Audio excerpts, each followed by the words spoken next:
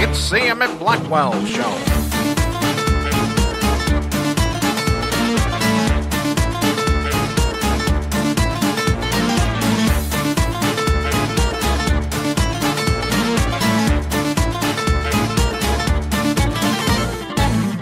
Welcome once again to the Emit Blackwell Show. We have a new look and a new theme, and we're very excited to have you here.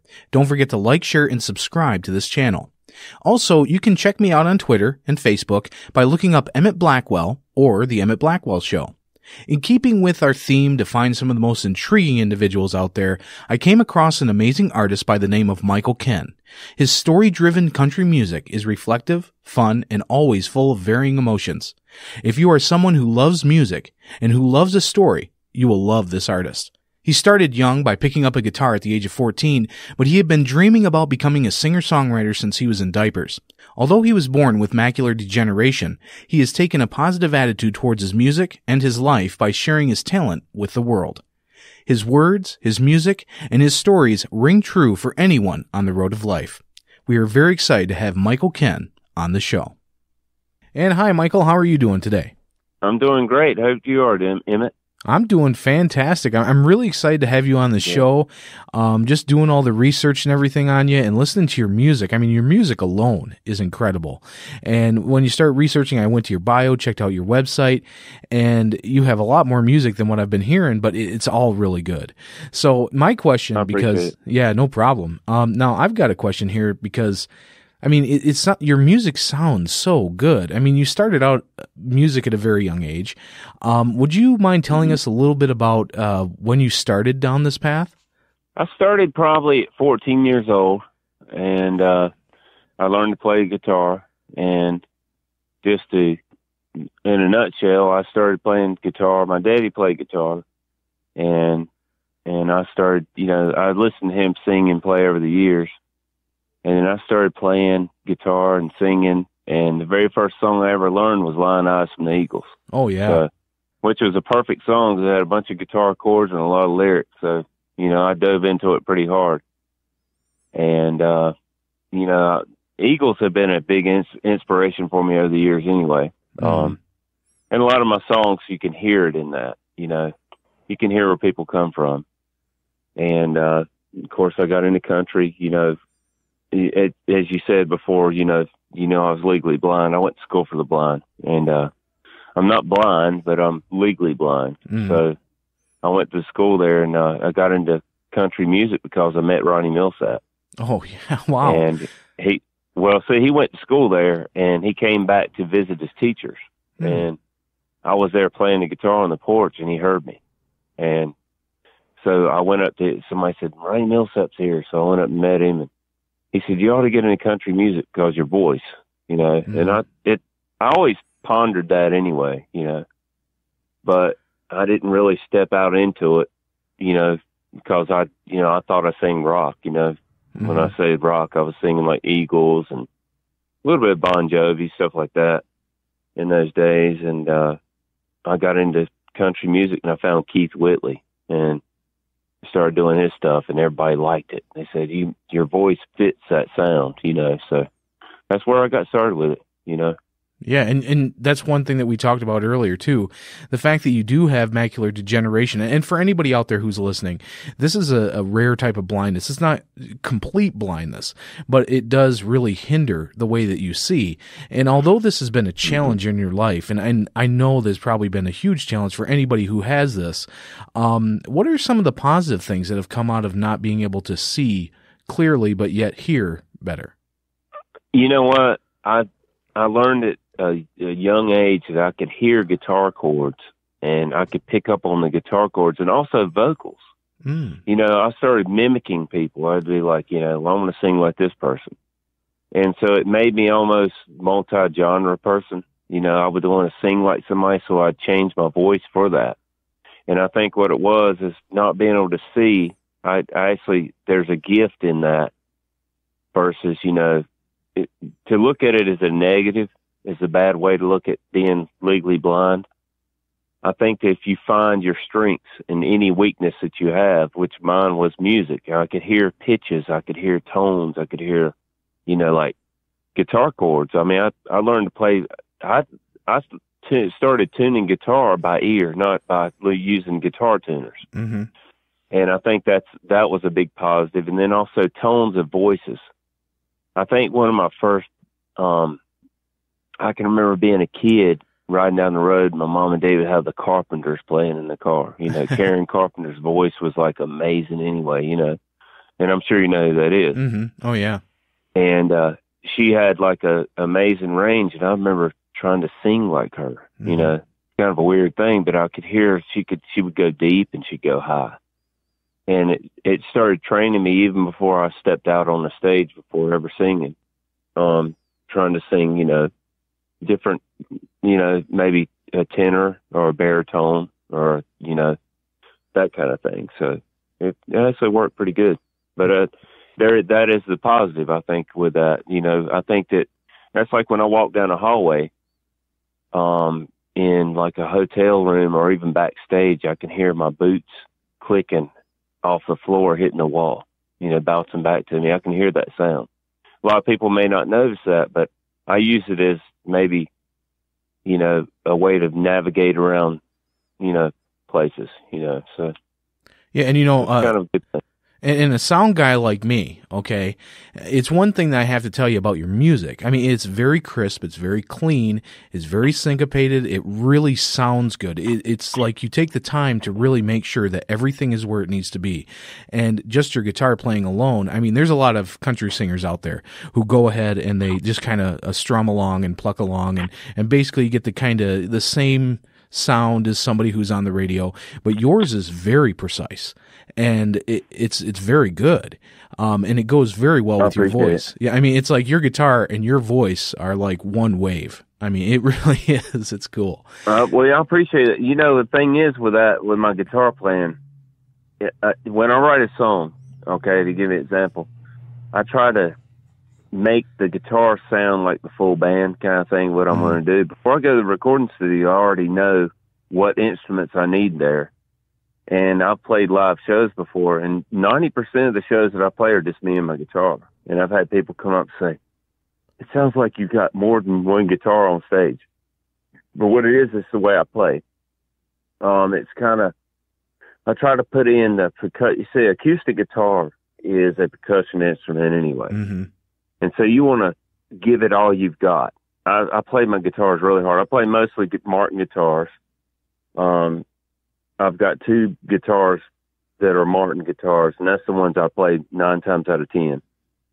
And I play them like they should be played. I mean, I want to really hit the strings and give it a good sound, you know, good rhythm and percussion sound, you know. Yeah, and anybody who's out there who's listening, Michael just started up a coffee cup series, and he goes on, he produces these videos and presents his music to the world, and it's all video, so you can see him actually doing this, and it's incredible. So, I mean, I want to give you kudos for that. That's a really cool idea. And one thing too is that you've been playing music and telling stories and singing your way into fans' hearts for some time now. And as a new listener, I feel as though I'm kind of swept away on this personal journey that you're going on. The best way I can describe it is that it's as if your fans are like hitchhikers on this amazing road trip, and your fans help. Yeah. How do they help shape your music? Do you take advice from fans or suggestions? You know what? My fans are like family to me. It's like, you know, a lot of times you see guys and girls that go to shows and they take a break and they disappear. But I go out into the audience and I listen to their stories, and that's where I get my songs from.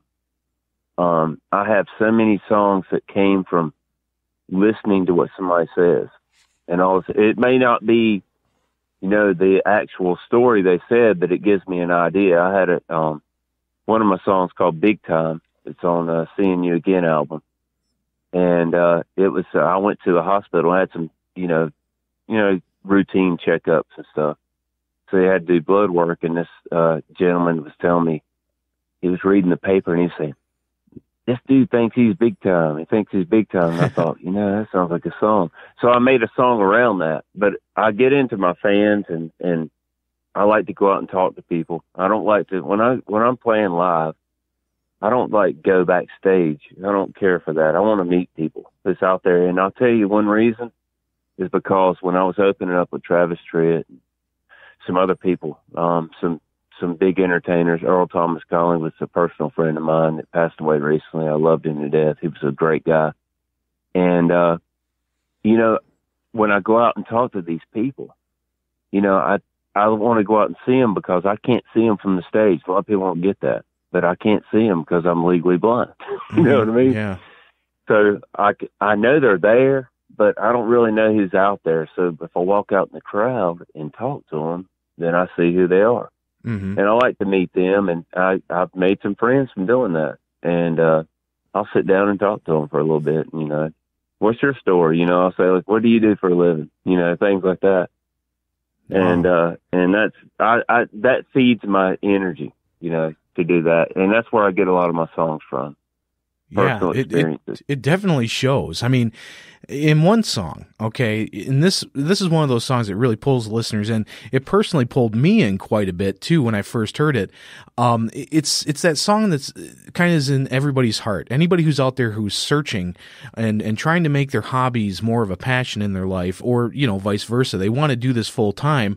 And the song that I'm talking about is "It's a Long Way to Hollywood," and would you care to tell us a little bit about this song? Yeah, I tell everybody in that song on the Coffee Cup Music Series, I finally put that out in public domain, maybe we'll say. It took me 25 years to write this song in 3 minutes and 45 seconds to write it, to sing it. And really, it's the truth, because I'll tell you, I went to Nashville, Tennessee in the early 2000s. And when I went, I was like, oh man, I'm going to go to Nashville, and it's going to be like Alan Jackson on one corner. It's going to be Garth Brooks on another corner and stuff. And I went there, and I met a lot of people just like me. They were hoping for a dream to come true. Mm-hmm. And I met some amazing musicians. One of them, Clinton Gregory, who gave me a lot of great advice. And anybody that's out there, Google him, you'll see who he is. He is a great musician, a great singer. And he told me one time, he said, it only takes one song, Michael. It only takes one song. And so I've been searching for that one song to hit. And, you know, there was a group of guys and girls there during the time. The music was changing a little bit. It was changing a lot, but a little bit at the time. And everybody says, you know, I really like my traditional country sound, and I think I'm going to move to Branson, Missouri. I'm going to move to this place. I'm going to move to that way so I can keep playing what I'm doing, because Nashville just don't want us anymore because we're too country, you know. And I started thinking, okay. Years later, I wrote the song, Long Way to Hollywood. That's what it's all about. I'm going to go somewhere else. It's a long way to Hollywood. Mm-hmm. And that's what it's about, moving to where you can be you, you know. And then the second half of the song is talking about finding your soulmate and, you know, living your life and being happy, you know. Yeah. And that's what the whole song, in a nutshell, that's what it is. And, you know, it's a full circle kind of thing, you know, because usually when you start out in music or you start out in any business, a lot of times, I know the Eagles, going back to the Eagles, Glenn Frey and Don Henley, they didn't get married for many, many years because they had their dream. They were living their dream, their music, and finally one day they did, you know. So that I kind of thought of all those things in that song, you know. Yeah. And that's what it's all about. It's a long way to Hollywood, you know. Wow. So there's a lot of my songs are like, they're not literal. Mm-hmm. You know, you can listen to them and you'll think, okay, you know, you're listening to this song and you think, okay, what is this talking about? And then you listen to it, and I have to make a story in the song, because I believe in stories in songs. Mm-hmm. And it's like Wildfire from Michael Martin Murphey. Mm-hmm. Okay, I cover that song in about every show I do, because when I was probably 8 years old, I can still remember, Emit, listen to this. You'll love this. Sitting in a diaper in front of the TV, and literally, I can remember this. I don't know how I remember this, but I do.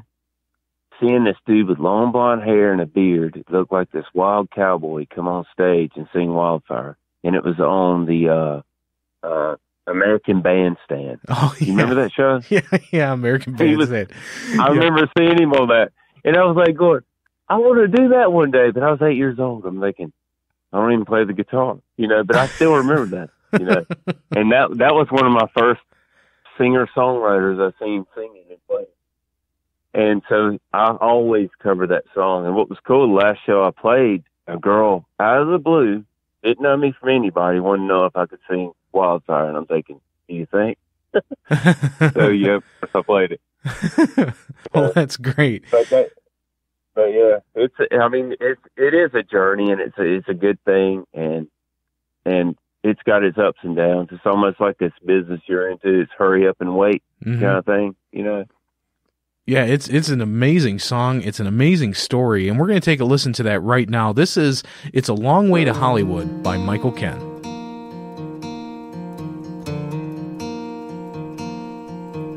It's been a long time coming, dreams I'll never see, the highways and byways, smoky bars and cheap whiskey, fair weather friends, they're always saying goodbye. That's all I've ever known, can't you see? And it's a long way from here, girl, to Hollywood. The stars, they light up on them hills, and I'll sing my song here in this smoky bar. The stage lights keep blinding me, and I'll stay right here in Tennessee.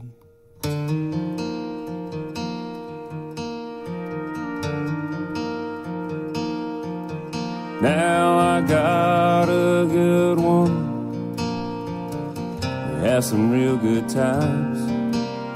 We sit out back in the evening, watch the sun melt into the pines. And I've always run from everything good for me, and now her love is all I need. And it's a long way from here, girl, to Hollywood. The stars, they light up on them hills, and I'll sing my song here in this smoky bar. The city lights keep blinding me, and I'll stay right here in Tennessee. There's lots of dreams that come and go. The highway that brings you in will take you out, and I'm just a singer of this old country song, paying my dues and aging now, and I'll stay right here in Tennessee.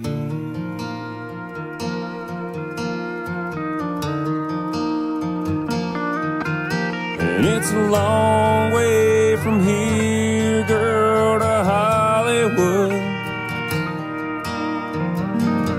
The stars, they light up on them hills, and I sing my song here in this smoky bar. Stage lights keep blinding me, and I'll stay right here in Tennessee.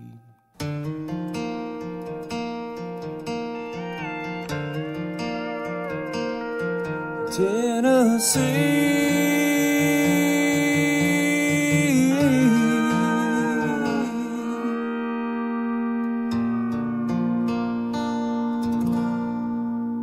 right, and we are back. Now, I love that song. It's a great song, and your music is very reflective, and it really hits home for all your listeners. I mean, who may be on the same path that you're going, this great American dream of, reaching the big time, kind of thing that you were talking about earlier. Yeah. What are some of the experiences that you've had that transcend into your music directly? I think probably one of the biggest was my daddy signed me up for a talent show in Nashville. Okay. I'm living in Nashville. Okay. And this, for all the people out there, the young people that's listening to this, if somebody offers you a recording contract in IHOP, don't take it. Yeah. Okay. There's a lot of things in Nashville, and other music cities and stuff. You have people, promise you the world to do this. Well, my dad had signed me up for this contest, and it was in Nashville. It's a Nashville Music Network contest, and the ultimate prize was you get to tour England, for so many weeks. So he told me about it, and it was $25 to sign up for it. And I'd already been hit up with people telling me, if you'll pay for this, you'll get this and all this. And, I'd already been rubbed wrong so many times. I was like, Daddy, don't do it. Don't do it. And my dad was my manager at the time. Mm-hmm. And he signed me up for this contest. Well, I went all the way through this contest. It was a 3-day long contest. You had to literally get up there and play guitar and sing songs. Okay. So I had this one song I did, Chiseled in Stone from Burn Gosden. My dad said, do that song. And I was like, Daddy, that's an old song. Nobody wants to hear that. Well, guess what? After 173 competitors in this thing, I won first place. Wow. In this vocal contest. So I got to tour Europe, And that in itself fueled my fire for a long time. Mm-hmm. It was a really good experience. And that was in 2000, way back in 2007. So yeah, and you'd be surprised. I've been in this for a long time. Yeah, and you'd be surprised how many other countries are really into our American country music. It really is surprising that they're just all about it, look at the Beatles, for example. I mean, they were an inspiration of what was going on in America already. So they all loved it over there too. I've talked to people from Italy who really love American country music. I'm like, man, this is stuff that I've heard a million times over. And they're like, yeah, but we like the stories, we like the melodies, we like the background, the twang of it all. It just sounds really good to them. And so it's really incredible. So now yeah, they really do. Yeah. And along with your original songs, you've performed cover tunes. However, some of those cover tunes aren't classic country songs, kind of like you talked about with the Eagles and stuff like that. Who other than the Eagles have inspired your music? I would say like Michael Mark Murphy, who sings Wildfire, England Dan and John Ford Coley, Jimmy Buffett. I do a big variety of songs. I mean, I do people come to my shows and can't believe the people that I cover, but it's because I love it. The people that I love. So I usually pick the songs that I love, and I hope they love them too, But yeah, I mean, England Dan, John Ford Coley, a lot of 70s artists, a lot. Mm-hmm. And I just recorded on my new album that I'm doing, which is, it's called I Go Crazy from Paul Davis. You remember that song, Paul Davis? Yep. All right, I recorded that. It was a funny story behind that because I was recording in Nashville, and I was recording with some guys and girls from different bands, but one of the Jeff King from Reba McEntire's guitar player was playing on this cut. And the publishers had pulled a song that we had, and the producer, Cliff Downs, said, listen, we got to find another song. Do you have anything that you've done in shows that are really good? Because this is a last-minute thing. Mm-hmm. I said, yeah, I do. And I said, I want to do I Go Crazy with Paul Davis. So I played it on guitar for the group, the guys, Jeff King and all the other people. There's a drummer from Dirk Bentley. I can't remember his name offhand, and I played it for them, and they were like, wow, yeah, let's do it. So they made it country. So that's the title song for this next album that's coming out. Yeah, I tell you, it's a cool thing when you take a song that is heavy on synthesizers in like the 70s and 80s, and then you turn it into a totally acoustic song. And it's like, for one, you get to hear all the good stuff that was going on with that synthesizer that you didn't get to notice before, you know? So yeah, it makes it clear. Exactly. Yep. So now, your music, here's the greatest thing I love about your music. For one, it tells an amazing story. And secondly, you have kind of these dual meanings that you really kind of throw into your music. And I wouldn't have noticed this unless I listened to the song another time, okay? And I'm talking about Don't Hurt Good Women. And at first, I thought this was like a song about a mother simply giving her son some good life advice. But then I realized there is a lot more to this song, and we're going to listen to that right now. This is Don't Hurt Good Women by Michael Ken.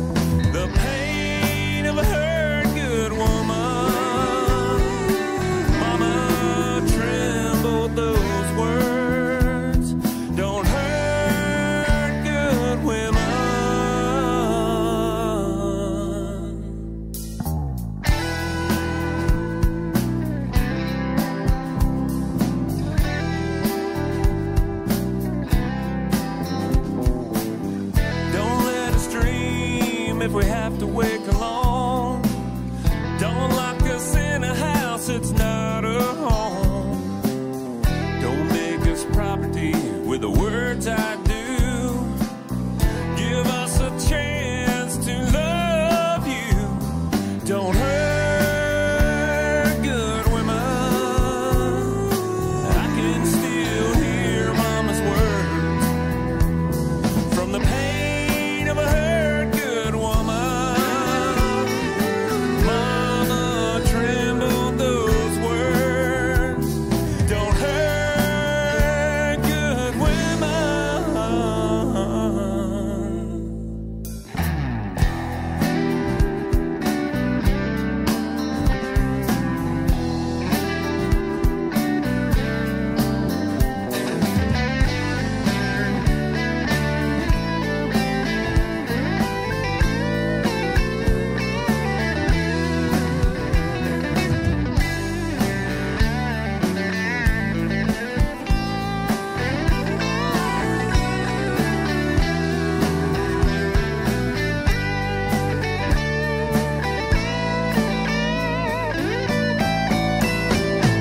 Don't hurt good women.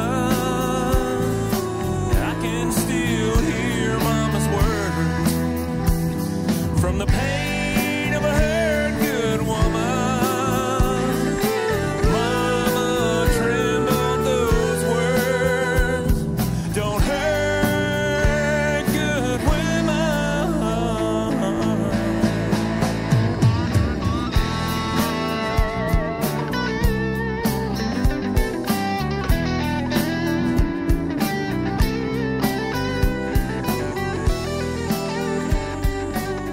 All right, we are back. And that song, like I said, it's an incredible song. It has those two meanings. And when you realize that the mother is being abused and she's talking to the son about don't do this. I mean, honestly, Michael, I started crying, man. I've never felt that much Really? emotion Wow. the second time around because, I mean, my mother kind of went through the same thing.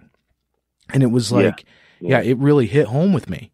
So I want to thank you for writing that song. I'm sure that there's many women and many young men out there who admire that song just for the message that you give it. So what is the story behind that?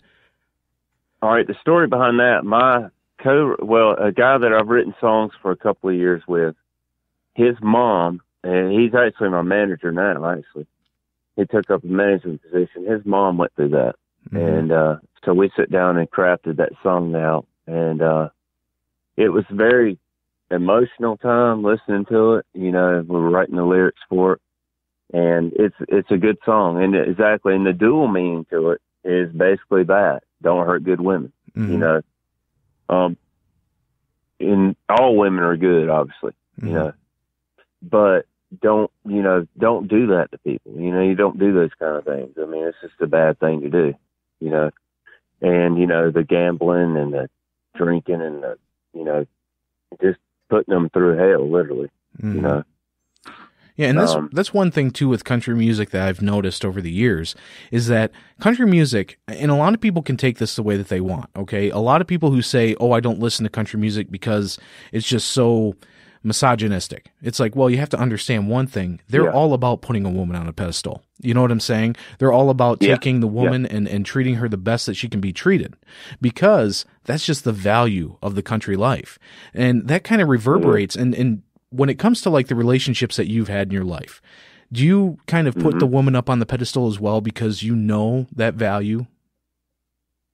Yeah, I mean, if we've all had mothers, you know, and grandmothers, you know, and you someone said one time something that really rang my bell. It said, a mother in a child's eyes is God.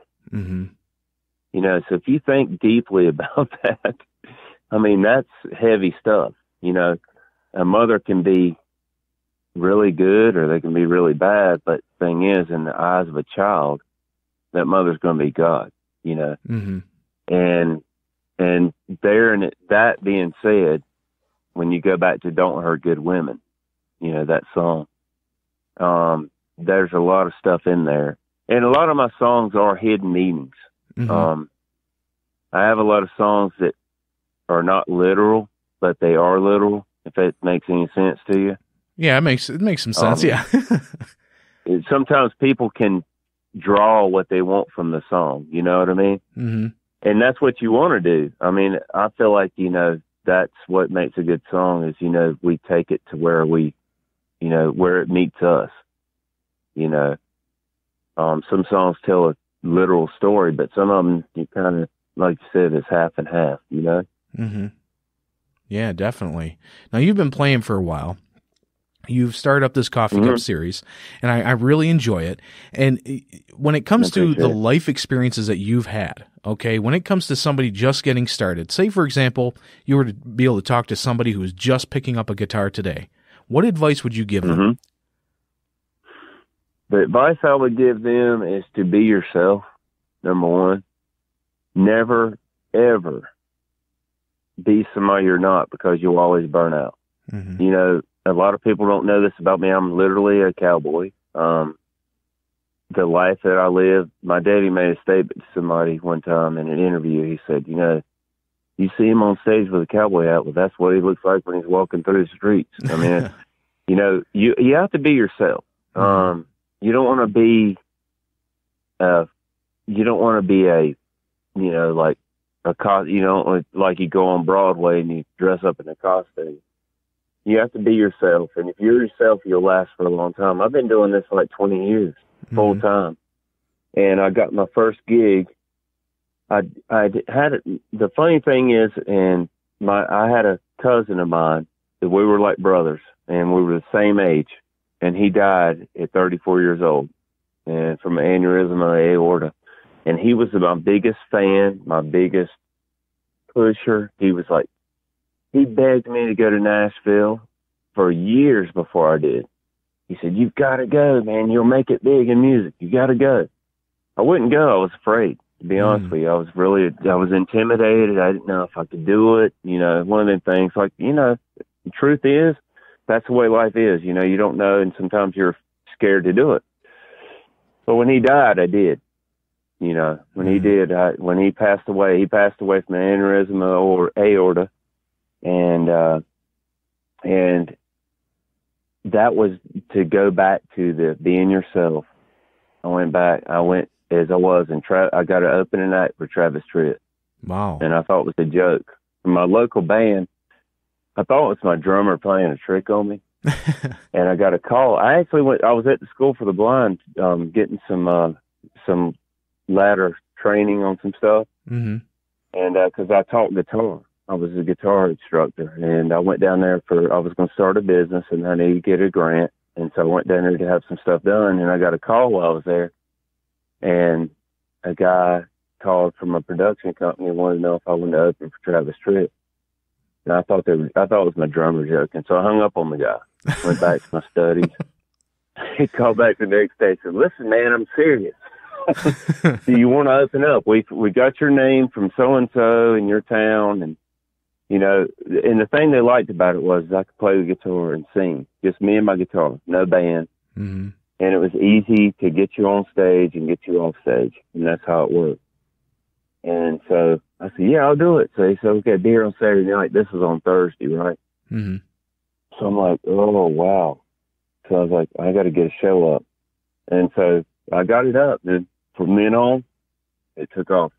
Man. And I was hooked then. That is really incredible. And so then I got to open up for him. And next thing I know, I was opening up for Travis Tritt. I opened up for David Allen Coe. I opened up for Earl Thomas Conley. Some of the older singers, you know. Mm-hmm. But it was really great because I got to meet so many people. Mm-hmm. And I got to be really good friends with Earl Thomas Conley, who just passed away. So he was a big inspiration for me. And Confederate Railroad, some of the older bands, you know. Mm-hmm. And I got to like play these same stages with these guys. So I actually learned the ropes, you know, of what to do. You know, you got a dressing room, you go to your dressing room, you come out and play on these big stages. It was really cool. So I had a lot of good times, you know, doing that. Man, that's incredible. Now, one of your other songs, this is one of the songs I really, really enjoy. This is called Seeing You Again. And this ties in just about all of your experiences, and yet it connects with so many people on so many different levels. This is another one of those dual kind of meaning things that you throw in there and just about everything. We talked about how your music kind of grabs the listener and invites them to join you on this incredible journey. What is the story behind this song? You know what? That's interesting. We just talked about Travis Tritt. All right. The first time I opened up with Travis Tritt, I needed a closing song. And I didn't want to go out and do the dance from Garth Brooks as a closing song. Yeah, everybody does that. I do that song. I love that song. But I said, I need to write a song for this. And so I started thinking about, okay, through the years and how people that really know me know that I appreciate people who like my music and my fans that come to see me. If you pay for a ticket to come see me, chances are we're going to talk that night, you know? Mm-hmm. If I have to stay there for 3 hours, I'm going to talk to them, you know, and thank them for coming to the show and that kind of thing. Well, so I started thinking about seeing you again. Well, that's what it's all about is I hope to see you again. You know, I'm playing this stage tonight, but I hope to get to see you again down the road. And that's what it was all about, seeing you again. And so there again, the hidden meaning, you listen to it, you know, but really it's all about, it's a song for the fans, period. I hope to see you again. That's what it is, seeing you again. Wow, that's incredible. And Michael, I want to thank you so much for being here on the Emit Blackwell Show. It's an incredible experience to talk to somebody who has so much talent that you have and be able to hear the stories that you have behind the music of what's going on, the way that you write, the way that you put things together, and everything. I mean, it really is incredible. And so what do you have coming up this summer or in the next couple of years? Well, I got a major move. I'm getting ready to move to some land. But yeah, we're ready. But yeah, I've got a lot of shows booked up. If you go to michaelkenmusic.com, you can see my schedule. And this year, I'm kind of laying low right now because I'm doing a new album, and it's very intense. It's like I consider this going to be the best album I've ever had, and so I've been putting a lot into it. I recut a song.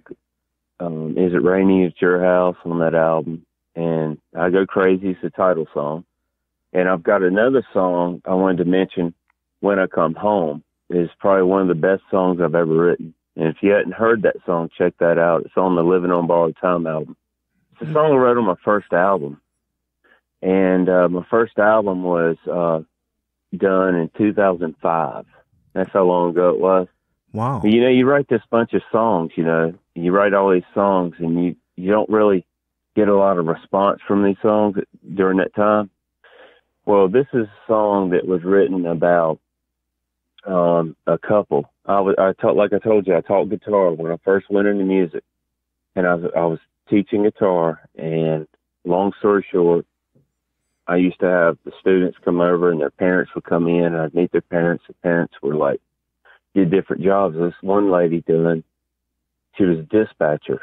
And she told me that she had got a call over the weekend about a girl who was killed from her and her fiance were riding down the road, and a car hit them. A drunk driver hit them.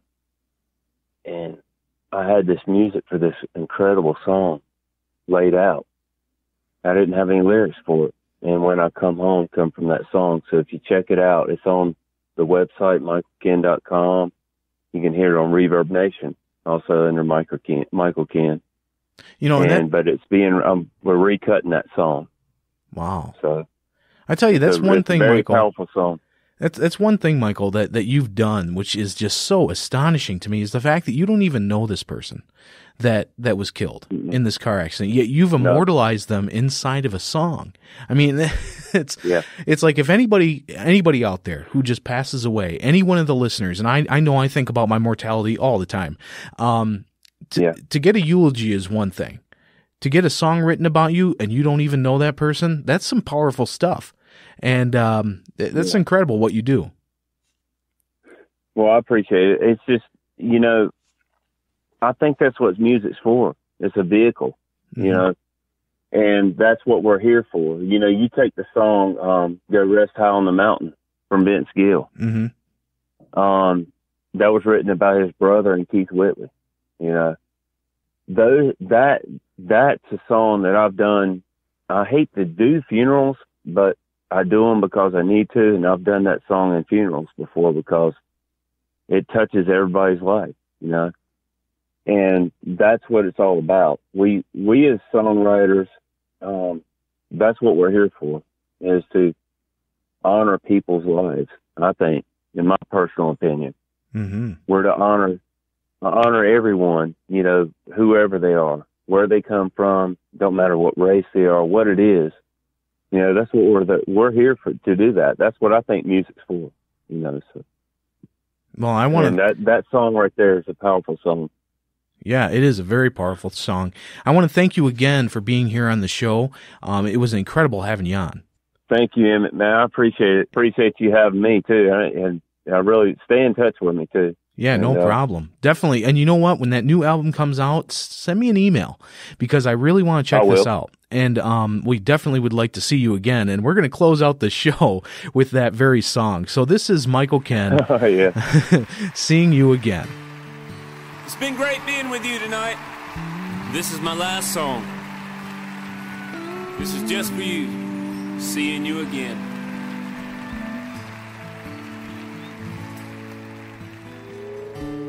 Well, I don't know where I'm going from here. To be so young and feel so old. I've seen the biggest part of the United States, and people are the same everywhere I go. Home is wherever I can lay my head and be at peace.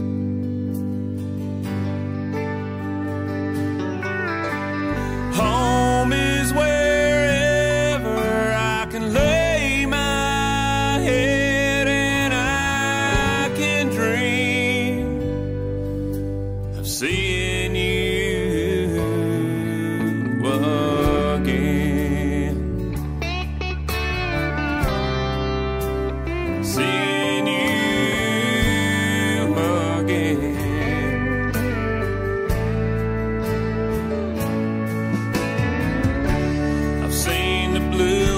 skies of Tennessee. Your beauty and peace remind me of you. And down by the ocean where I lived a short while,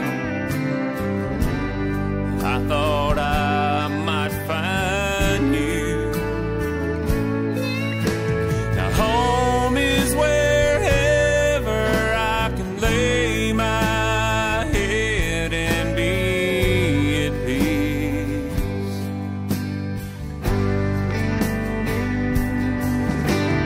Home is wherever I can lay my head and I can dream of seeing you again. Seeing you again.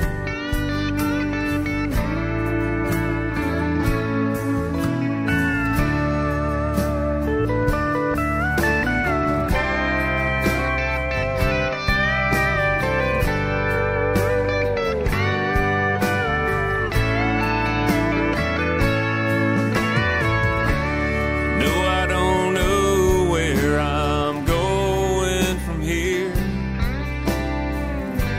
I'm like a drifting hobo. How I ended up here, I guess I'll never know. Dreaming of seeing you again. And home is wherever I can lay my head and be at peace. Now home is wherever I can lay my head and I can dream of seeing you again. Seeing you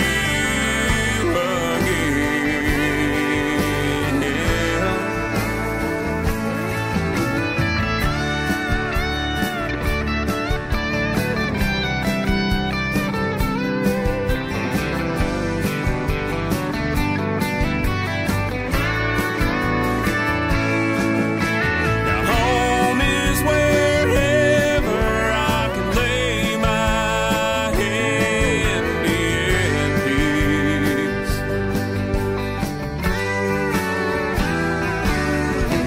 And home is wherever I can lay my head and I can dream of seeing you again. Seeing you again.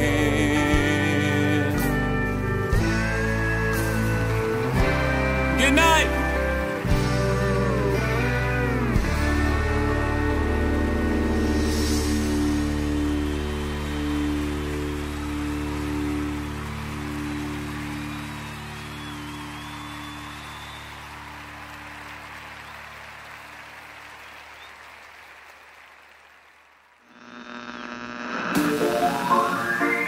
It's the Emit Blackwell Show.